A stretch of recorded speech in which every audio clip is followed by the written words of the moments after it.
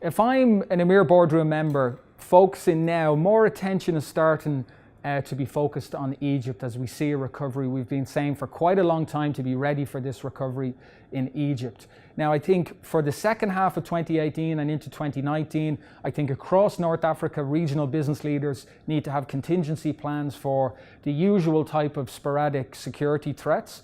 But in Egypt, that should be contained to the Sinai Peninsula. But I think the real risks on the horizon are more from a policy perspective. So you have the new financial year in Egypt coming into effect in July. What are some of the policy changes as a multinational company or a family business? What are some of the policy changes that we'll have to plan for? And I think one critical one is around the idea of subsidies being cut again.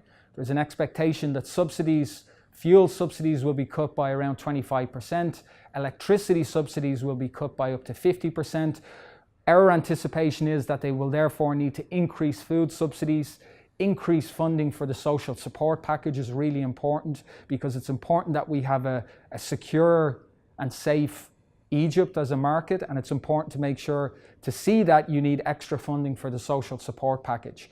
And another critical part of what's happening in Egypt, I think in 2018, in the second half of the year, or the new financial year in Egypt, the likelihood is that we'll also face increasing taxes. Egypt, like most governments around the world, want to increase their amount of revenues as a government, and they have plans to increase their overall percentage or contribution of taxes from about 14% of GDP to 18% of GDP. If I'm the regional business leader based here in Dubai looking at what's happening in Egypt, we need to have contingency plans in place to see what implications these taxes will have in terms of demand, our pricing strategy, our margins. These are some of the questions that we need to be prepared for. Make sure to monitor statements from the government, make sure to communicate with the local team to make sure the information you're getting from on the ground is actually accurate, and of course back that up with external experts.